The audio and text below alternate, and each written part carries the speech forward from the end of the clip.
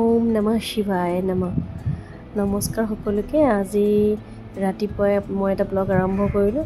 আচলতে আজি শাওণ মাহৰ শেষৰ সোমবাৰ আৰু মই আজি ব্ৰত ৰাখিছোঁ আৰু মই এনেদৰে ৰাতিপুৱা উঠি গা পা ধুই সোনকালে থাপনাত পূজা কৰিলোঁ আৰু ভাবিছোঁ আজি এবাৰ শুক্লেশ্বৰ দেৱালয় দৰ্শন কৰিম আৰু মই মন্দিৰলৈ অকলেই দৰ্শন কৰিবলৈ গ'লোঁ আজি আৰু ফুল ধূপ চাকি এনেকৈ কিনি মন্দিৰৰ ভিতৰত সোমালোঁ।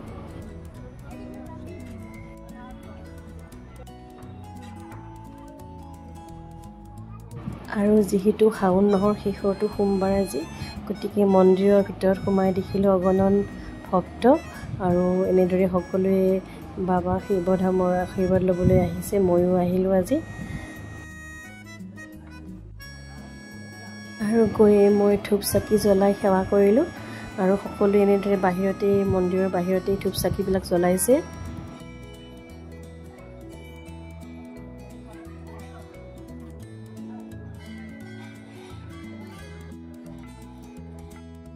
চাকি জ্বলোৱাৰ পিছত মই ভিতৰলৈ গ'লোঁ। মই ভিতৰত শিৱলিংগত বেলপাত আৰু ফুলেৰে পূজা কৰিব গ'লোঁ আৰু তাত অলপ মানুহৰ ভিৰ আছে। এয়া শিৱ বাবাৰ গৰ্ভগৃহ আৰু তাত মই ফুল, বেলপাত, গাখীৰ, পানী আদি সকলো শিৱলিংগত অৰ্পণ কৰি শিৱ বাবাৰ পৰা আশীৰ্বাদ ল'লোঁ।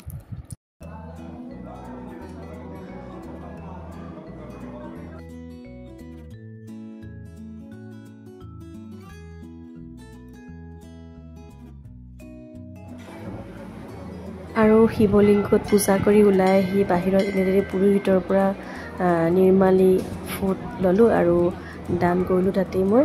আৰু এইফালে চাওকচোন, এইফালে আছে গণেশ বাবাৰ মূৰ্তি, কাৰ্তিক, বিষ্ণু আৰু নন্দীৰ মূৰ্তিও আছে। সকলোতে মই সেৱা কৰি পেলাই আশীৰ্বাদ ল'লোঁ।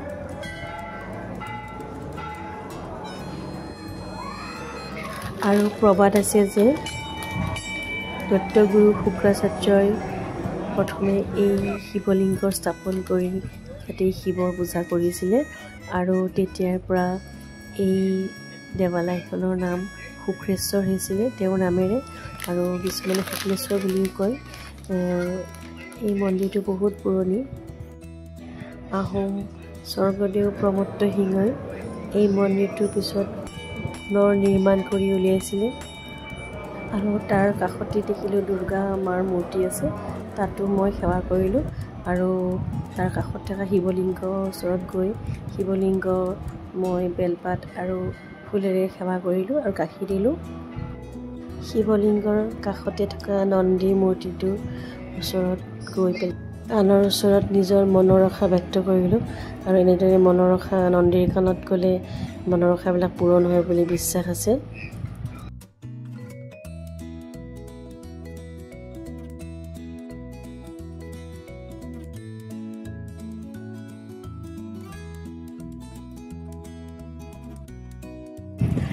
আৰু দেখিলোঁ মন্দিৰৰ ভিতৰত এনেদৰে পুৰোহিতবিলাক বহি আছে আৰু তাত সকলোৱে মানুহবিলাকে গৈ ৰঙা সূতা বান্ধি আছে আৰু ময়ো এজন পুৰোহিতৰ ওচৰত গ'লোঁ, তেওঁৰ পৰা আশীৰ্বাদ লৈ ৰঙা সূতা হাতত বান্ধিলোঁ।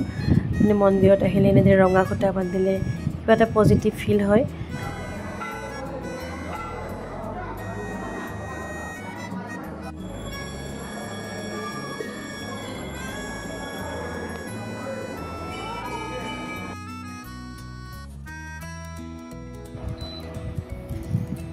আৰু মন্দিৰৰ পৰা ওলাই আহি বাহিৰৰ এবাৰ চাৰিওফালে চাই অলপ ভিডিঅ' ফটো কৰি ল'লোঁ। মানে ইমান ভাল লাগিলে আজি সঁচাই মন্দিৰত আহি। যেনেকৈ কলেজত পঢ়ি থাকোঁতে, হিন্দীগত পঢ়ি থাকোঁতে প্ৰায় আহিছিলোঁ এই মন্দিৰলৈ সেৱা কৰিবলৈ, কিন্তু এতিয়া নিজৰ কামৰ কাৰণে বা ব্যস্ততাৰ কাৰণে আহিব বহুদিন পৰা নাছিলোঁ আৰু আজি বহুত দিনৰ মূৰত মানে মনৰ আশা এটা মোৰ পূৰণ হ'ল। বহুত ভাল লাগিলে আৰু অকলেই আহি পেলাই আজি মই শুক্লেশ্বৰ বাবাৰ দৰ্শন কৰিলোঁ। বাবাৰ আশীষ বিচাৰি পুনৰ যাতে আহিব পাৰোঁ তেওঁৰ ওচৰলৈ। আৰু এনেদৰে মন্দিৰৰ পৰা আমি দেখিলোঁ বাওঁফালে জনাৰ্দন মন্দিৰ আছে, তাতো সোমালোঁ। সোমাই জনাৰ্দন বাবাৰ আশীৰ্বাদ ল'লোঁ, লৈ পেলাই তাৰ পৰা মন্দিৰৰ পৰা ওলাই আহিলোঁ।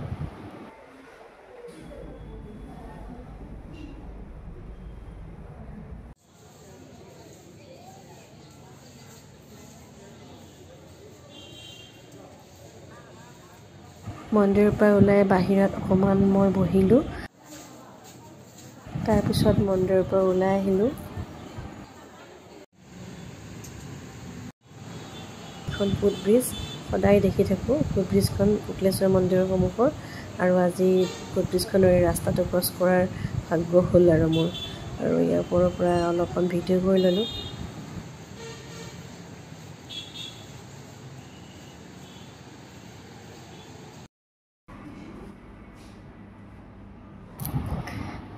মন্দিৰৰ পৰা ওলাই অপুক লগ পালোঁ আৰু দুয়োটাই গৈ দোকান এখনত চাহ খালোঁ, মিঠাই বিস্কুট এনেকৈ কিবাকিবি খালোঁ। যিহেতু ব্ৰত আছিলে বেলেগ একো খোৱা নাই। এনেদৰে চাহ খাই দুয়োটাই অকণমান সময় বহি মই ঘৰলৈ গুচি আহিলোঁ আৰু অপু অফিচলৈ গুচি গ'ল। আৰু এয়াই আছিল মোৰ আজিৰ ব্লগটো। আৰু মই মোৰ লগতে আপোনালোকক আজি শুক্লেশ্বৰ দেৱালয় দৰ্শন কৰালোঁ।